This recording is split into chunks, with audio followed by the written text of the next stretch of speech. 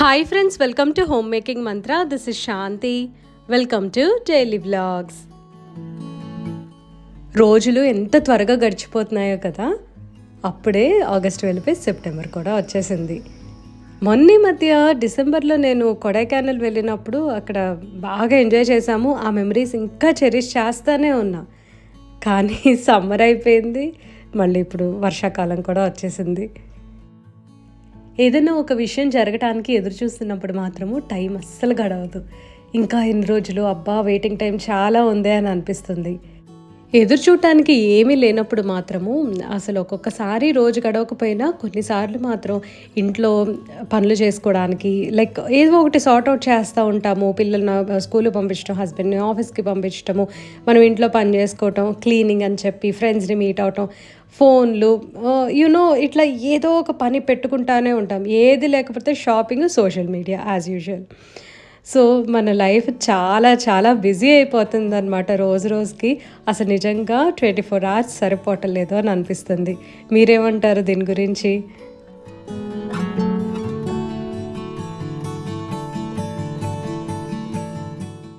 Bad కొలెస్ట్రాల్కి and inflammation తగ్గించడానికి turmeric water చాలా చాలా మంచివి. అండ్ కంపల్సరీ మనం పెప్పర్తో తీసుకోవాలి. ఇది మామూలుగా మనందరికీ రీసెంట్ టైమ్స్లో అలవాటైపోయింది, కానీ ఎక్కువగా తీసుకోవటం వలన వేడి చేస్తుంది. అందుకని నేను వీక్లీ 2 తీసుకుంటున్నా. ఇనీషియల్గా కొంచెం వంట పడితే మంచిది కదా అని చెప్పి రెగ్యులర్గా తీసుకుంటా ఉన్నాను. డెఫినెట్గా దాని సైడ్ ఎఫెక్ట్ అయితే నాకు కనిపించింది అనమాట. అంటే లైక్ కొంచెం వేడి బొబ్బలు రావటము అట్లాగా. సో అందుకని ఇవాళ మండే తీసుకున్నాను అనుకోండి, ఒక 2 days గ్యాప్ ఇచ్చి కానీ 3 days గ్యాప్ ఇచ్చి కానీ మళ్ళీ నెక్స్ట్ తీసుకుంటున్నాను అనమాట. అట్లా వీక్లీ 2 సరిపోతుంది మనకి. లంచ్ బాక్స్కి ఈ మధ్య అయితే నేను పిక్కీగా ఉండట్లేదండి. ఏది దొరికితే అది పెట్టేస్తున్నాను అనమాట. దొరికితే ఇన్ ద సెన్స్ ఆ టైంలో ఏది కుక్ చేయాలనిపిస్తే అది కుక్ చేసి పెట్టేస్తున్నాను. నాకు ఎందుకంటే అసలు టైం సరిపోవట్లేదు. అండ్ దాని గురించి ఆలోచించడానికి కూడా నాకు అంత మూడ్ ఉండట్లేదు అనమాట. ఎందుకంటే మీకు తెలుసు I'm stuck up with other things అని చెప్పి. సో నేను లేవగానే నాకైతే వెజిటబుల్ అసలు ఏమి వండాలో కూడా అర్థం కాక ఆనియన్స్, టొమాటోస్ ఎదురుగా కనిపించాయి. సో చక్కగా అల్లం వెల్లుల్లి పేస్ట్ వేసి కూర చేసేద్దాం అనుకున్నా. ఎంత బాగుందో కూర మాత్రం, చాలా చాలా టేస్టీగా ఉంది. సింపుల్ టొమాటో కర్రీ అయినా సరే ఎక్కువ కాంప్లికేట్ చేయలేదు దీన్ని. అంటే లైక్ మసాలా సో హెవీగా వేసేసి లైట్గా ఆయిల్లో ఆ చెక్క లవంగాయ వేసాను అండ్ తాలింపు వేసా. సన్నగా కట్ చేసిన ఆనియన్స్, పచ్చిమిరపకాయ వేసి అవి కొంచెం మగ్గిన తర్వాత లైట్ బ్రౌన్ కలర్లో వస్తుంది కదా, అప్పుడు పండిన టొమాటోస్ వేయాలి. ఈ కూరకి మాత్రము పండిన టొమాటోలే బాగుంటాయి. ఇప్పుడు నేను తీసుకున్నాను కదా, అలా చక్కగా ప్లంపీగా రెడ్ కలర్లో ఉన్నవే బాగుంటాయి. కొద్దిగా ఎల్లోగా ఉన్నా, గ్రీన్ కలర్లో ఉన్నా, పచ్చిగా గట్టిగా ఉన్నా సరే కూర టేస్ట్ అంతా మారిపోతుంది. ఈవెన్ టెక్స్చర్ కూడా అంత బాగోదు. ఇది వచ్చేసరికి ఏంటంటే లైక్ వాటరీగా అట్లా ఉండదండి, మంచి షైనీగా ఒకలాంటి రిచ్ గ్రేవీ టైప్లో ఉంటుందన్నమాట. నేను ఇదేమీ లైక్ గ్రైండ్ చేయటం, పేస్ట్ చేయటం లాగా కూడా కాదు. ఈ టైప్ ఆఫ్ టొమాటోస్ తీసుకుంటే అవి బాగా మగ్గుతాయి కదా, దానివలన ఆ టెక్స్చర్ ఫామ్ అయ్యి మంచి టేస్ట్ వస్తుంది. సింపుల్ టొమాటో కర్రీకి ఇంత ఎక్స్ప్లెనేషన్ అని అనుకోవద్దు, ఎందుకంటే ఇది చేసుకొని తింటే మాత్రం చాలా టేస్టీగా ఉంటుంది. అండ్ అల్లం వెల్లుల్లి పేస్ట్ చెప్పడం మర్చిపోయాను. ఆనియన్స్ ఫ్రై అయిన తర్వాత మనం టొమాటోస్ వేసే టైంలోనే అల్లం వెల్లుల్లి పేస్ట్ వేసుకోవాలి. అల్లం వెల్లుల్లి పేస్ట్ని సెపరేట్గా ఎక్కువసేపు ఫ్రై చేయాల్సిన అవసరం రాలా, మళ్ళీ దాని ఫ్లేవర్ పోతుందన్నమాట. టొమాటోస్ ఫ్రై అవ్వడానికి చాలా టైం పడుతుంది కాబట్టి అల్లం వెల్లుల్లి పేస్ట్ కూడా పచ్చిదనం అనేది పోతుంది. ఇది స్టీమ్ అయ్యే టైంలో వాటర్ వస్తాయి కదా, అవి దీంట్లోనే వేసేసేయండి. ఆ టొమాటో కర్రీలోనే టొమాటోస్ కూడా చక్కగా మగ్గుతాయి. ఇందులో లాస్ట్లో గరం మసాలా వేసుకోవచ్చు, లేదంటే కనుక టొమాటోస్ ఫుల్గా మగ్గి కొంచెం ఆయిల్ బయటకు వస్తూ ఉంటుంది కదా, ఆ టైంలో కొత్తిమీర వేసేసి స్విచ్ ఆఫ్ చేయొచ్చు. ఈ కూర మాత్రము చాలా చాలా టేస్టీగా ఉంటుంది. సిద్ధుకైతే భలే నచ్చిందనమాట. సో నెక్స్ట్ టైం ఎప్పుడైనా వెజిటబుల్స్ లేవు అని అంటే ఖచ్చితంగా ఇచ్చేద్దాం అనుకుంటున్నా. టైం పడుతుంది కాబట్టి మనం ఏం చేయాలంటే కిచెన్లోకి రాగానే ఫస్ట్ ఈ టొమాటో కూర స్టవ్ మీద వేసేసి ఆ తర్వాత మిగతా పనులు చేసుకుంటే ఎంత కాదనుకున్నా సరే 1/2 hour అయితే పట్టదు కదా ఈ కూర చేయడానికి. సో ఈ లోపల చక్కగా మగ్గిపోయి చాలా టేస్టీగా టర్న్ అవుట్ అవుతుంది. రాత్రి మజ్జిగ కలపటము మర్చిపోయాను. అంటే జస్ట్ ఇట్లా ఈ కప్‌లో వేసేసి పెరుగుని ఫ్రిడ్జ్‌లో పెట్టేసి ఉంచుతా. సో దట్ నాకు మార్నింగ్ టైంలో జస్ట్ సాల్ట్, కొద్దిగా ఐస్ కానీ, వాటర్ కానీ వేసి మిక్స్ చేయటానికి ఈజీగా ఉంటుందనమాట. ఎందుకంటే మనకిక్కడ మార్నింగ్ లంచ్ బాక్స్ ప్యాక్ చేసేటప్పుడు ఎవ్రీ మినిట్ కౌంట్స్ అండి. మనకుండేదేంటంటే 1 అవరో, 1½ అవర్సో ఉంటుందనమాట. అందులో ఇప్పుడు నేనేంటంటే కొంచెం ఒకవేళ 5:30కి లేచినా సరే మెడిటేషన్ చేసుకోవటం ఇవన్నీ అయిపోయిన తర్వాత అట్లీస్ట్ నేను బై 6:15 అట్లా వంట మొదలుపెట్టినా సరే నాకు 45 మినిట్స్ పడుతుందనమాట డైలీ కుక్ చేయడానికి విత్ బ్రేక్‌ఫాస్ట్. సో, అరౌండ్ 7:15 కల్లా నేను బ్రేక్‌ఫాస్ట్, లంచ్ అన్నీ కంప్లీట్ చేసేయాలి. తినటానికి ఒక 5 మినిట్స్ ఆర్ 7 మినిట్స్ అట్లా పడుతుంది కదా మనకి. తను ఆ టైంలో బ్రేక్‌ఫాస్ట్ చేసేస్తాడు. ఇంక ఈ లోపల నేనేమో లంచ్ బాక్స్ ప్యాక్ చేసేస్తాను. అరౌండ్ 7:20 టు 7:30 మధ్యలో సిద్ధు స్కూల్‌కి వెళ్తాడు.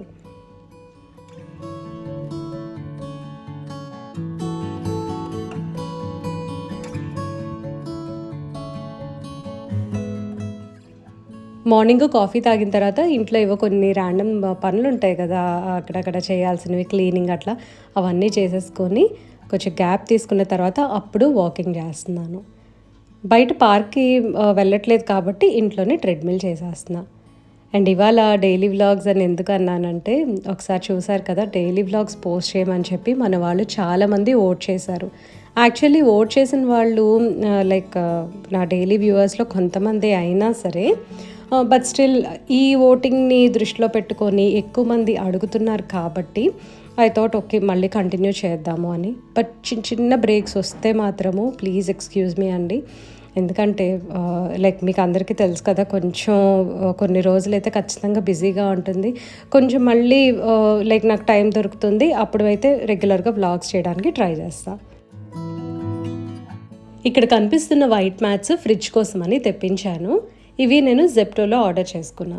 ఈ మధ్య ఏం చేస్తున్నానంటే ఏదైనా ఇన్స్టెంట్గా క్లీన్ చేయాలన్నా లేకపోతే అప్పటికప్పుడు కావాలి అని అంటే ఎక్సెప్ట్ ఫర్ గ్రాసరీస్ నేను మోస్ట్లీ జెప్టోలోనే ఆర్డర్ చేసుకుంటున్నాను అనమాట.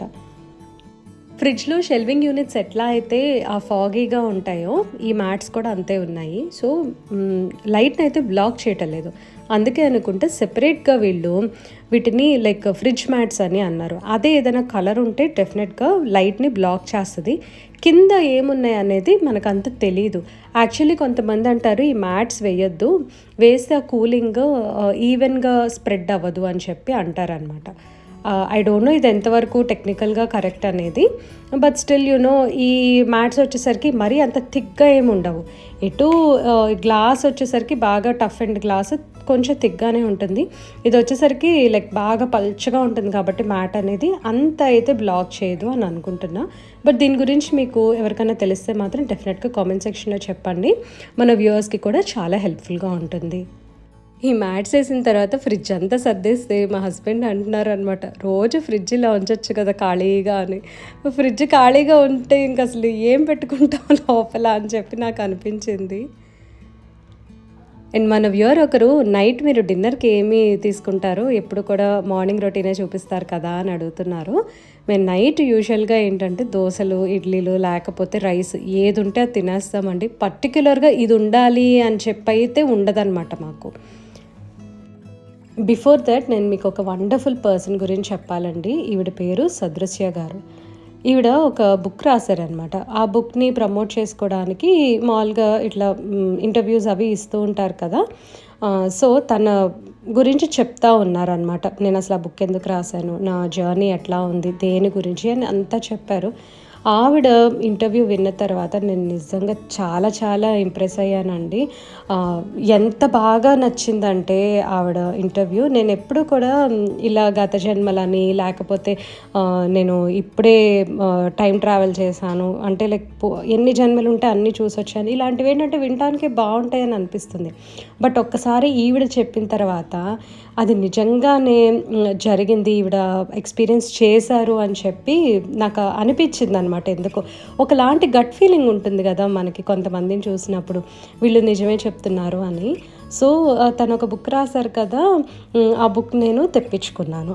అదొచ్చేసరికి 'అనంత ప్రయాణం' అనమాట ఆ పుస్తకం పేరు. అది చదువుతుంటే ఫస్ట్‌లో నాకు కొంచెం వియర్డ్‌గా అనిపించి భయం వేసింది యాక్చువల్‌గా. ఎందుకంటే కొన్ని తన ఎక్స్‌పీరియన్సెస్ మనకి ఒకలాగా అనిపిస్తాయి. భయం కలిగిస్తాయన్నమాట. అవి గ్రూసమ్ ఎక్స్‌పీరియన్సెస్ కాదు. బట్ ఏంటంటే ఒంటరిగా ఉన్నప్పుడు మనం ఏవో ఆ బుక్‌లో నేను కొన్ని చెప్పనులేండి. భయమేస్తదనమాట. సో, అలా ఆ భయమేసినప్పుడు but still I continued reading. ఇలా కాదు ధైర్యంగా చదవాలి అని.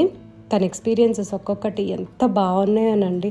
తను ఎందుకు మెడిటేషన్ స్టార్ట్ చేశారు, ఎలా పరమాత్మని చేరుకున్నారు, నిజంగా తను శివుడు, పార్వతిని, విష్ణులోకాన్ని అన్నిటిని చూసిందంట. శక్తి అమ్మవారు తనకి హెల్ప్ చేశారంట.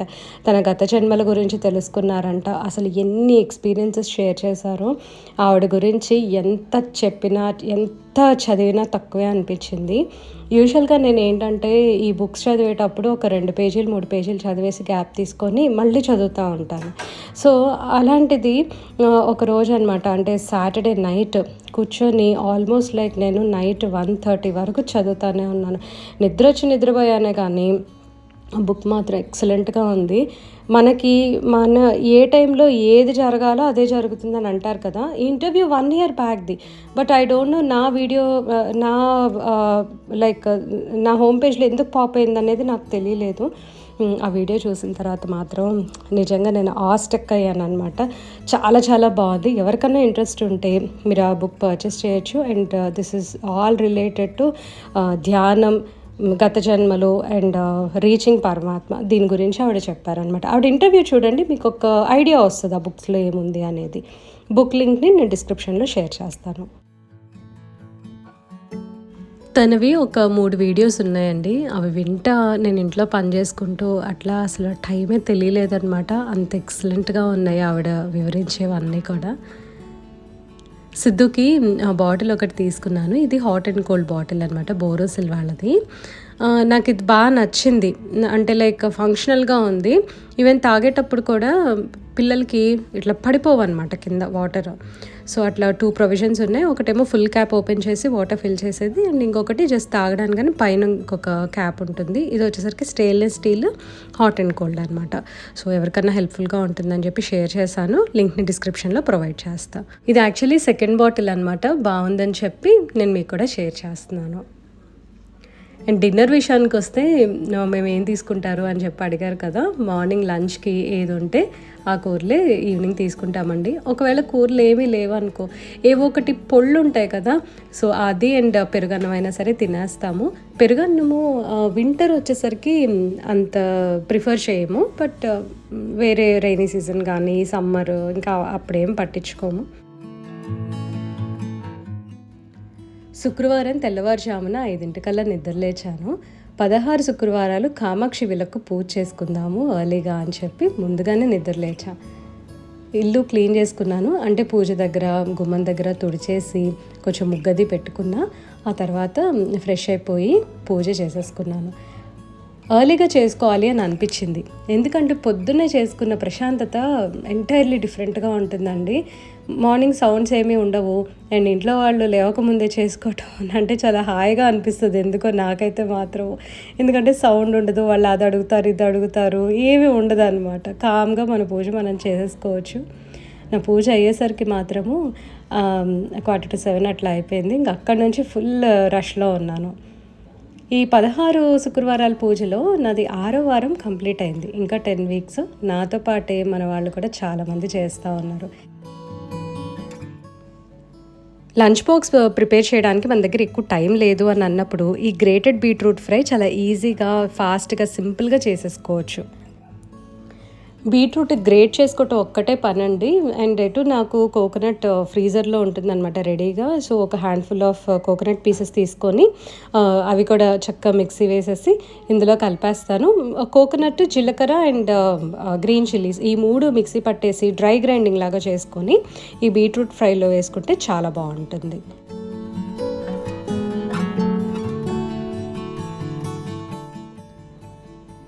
నా బాల్కనీలో మందార పూలు మాత్రం చాలా బాగా వస్తున్నాయి. టేబుల్ రోజెస్ మాత్రం పెరగట్లేదండి. అన్నిటికీ నేను ఆనియన్ వాటర్ ఇస్తున్నాను. ఐ డోంట్ నో టేబుల్ రోజెస్కి ఎందుకు అసలు నా బాల్కనీ అంటే ఇష్టం లేదేమో అనిపిస్తుంది ఒక్కొక్కసారి. పూలు మాత్రము ఇవి చక్కగా వస్తున్నాయి, maybe because of full sunlight. అందుకని ఆ టేబుల్ రోజెస్ పెట్టిన పాట్స్ కూడా నేను కొంచెం అవతలకి షిఫ్ట్ చేస్తాను అనమాట. కానీ మందార చెట్టుకి నీడ రాకుండా చూసుకోవాలి. And at the same time శంకు పూలు కూడా చాలా బాగా వస్తున్నాయి. అట్లీస్ట్ నాకు 2 డేస్కి ఒకసారైనా పూలు వస్తున్నాయి అనమాట.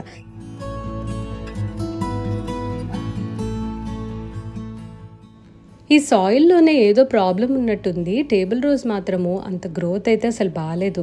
సో, ఈ బ్యాచ్ మాత్రం చూసి నేను ఫుల్‌గా సాయిల్ మొత్తం క్లియర్ చేసేస్తా. ఈ ఎక్స్‌ట్రా మొక్కల్లాగా కనిపిస్తున్నాయి, అవి పెరిగినవి కాదండి. మొన్న అమ్మ వచ్చేటప్పుడు టేబుల్ రోజెస్ తెమ్మని చెప్పా అనమాట. అవి పెడితేనే కొంచెం అలా గుబురుగా కనిపిస్తున్నాయి. అట్లీస్ట్ అవన్నా సస్టైన్ అయితే బావుంటుంది కదా!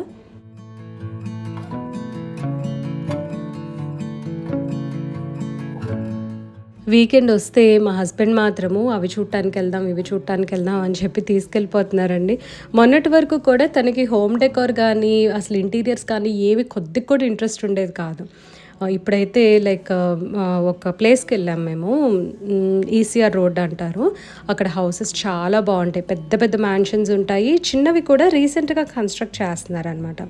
సో మాదెటు చిన్నదే కాబట్టి బయట ఫసాడ్స్ ఎలా ఉంటాయి చూద్దాము, కొంచెం ఐడియాస్ వస్తాయి కదా అని వెళ్ళాం మేము. ఇటువైపు ఎక్కువ వీళ్ళు ఫిల్మ్ ఇండస్ట్రీ వాళ్ళు ఉంటారు, లేదా బాగా వీళ్ళు రిచ్ పీపుల్ ఉంటారు కదా, వాళ్ళు ఏంటంటే ఇన్వెస్ట్మెంట్ కింద పెట్టేసుకుంటారు. ఇటువైపు ల్యాండ్ కాస్ట్ కూడా చాలా చాలా ఎక్కువ ఉంటుందండి. ఐ మీన్ లైక్ కామన్ పీపుల్కి అంత ఎఫోర్డబుల్గా ఉండదన్నమాట. ఒకవేళ కొనుక్కుందామని అన్నా సరే వాళ్ళకంతా ఒక సొసైటీ లాగా, లేకపోతే లైక్ బ్యాచెస్ ఉంటారు కదా, వాళ్ళు జనరల్గా ఏంటంటే కొన్ని ఏరియాస్ ఉంటాయి మనల్ని రానివ్వరు అని అంటారు. మేము అట్లా సోఫాలు చూడటానికి వెళ్ళాము, అవుట్డోర్ ఫర్నిచర్ అని చెప్పి ఇంకొన్ని ఇంటీరియర్స్ చూడటానికి వెళ్ళాము. ఫైనల్గా డీ లైఫ్ ఇంటీరియర్స్ కానీ వెళ్ళామండి. ఇక్కడ మాకు చాలా చాలా నచ్చిందనమాట. సరే ఇప్పుడు చూస్తే ఒక ఐడియా వస్తుంది, మనం ఆ టైంలో వెంటనే ఇప్పుడు నెక్స్ట్ మంత్ ఇంటీరియర్ స్టార్ట్ చేద్దాము అని అన్నప్పుడు ఈ మంత్ చూసుకుంటే అంత కన్ఫ్యూజింగ్గా ఉంటుంది. సో ముందే చూసుకుంటే ఈ మధ్యలో మెటీరియల్స్ అవన్నీ చేంజ్ అవ్వచ్చు, కొత్తవి రావచ్చు, లేదా ఇప్పుడు ప్రజెంట్ ఉన్న వాటి మీద మనకి రివ్యూస్ అనేవి ఇస్తారు కదా, బాగున్నాయి, బాగాలేదు, ఇవి లైక్ సస్టైనబుల్ మెటీరియల్ కాదు, అంత రిలయబుల్గా లేవు అని. సో ఇలాంటివన్నీ తెలుస్తాయి. అందుకని ఇల్లు కట్టుకునే వాళ్ళు ఏంటంటే మీరు ఫౌండేషన్లు ఇవన్నీ స్టార్ట్ చేసినా చేయకపోయినా సరే అట్లీస్ట్ ఒక ఐడియా కోసమైనా సరే ఇలా చక్కగా అన్నీ చూస్తే బాగుంటుంది, మనకు ఒక ఐడియా వస్తుంది అని అనిపిస్తుంది నాకు. అండ్ మనకేం కావాలో డెఫినెట్గా తెలుస్తుంది.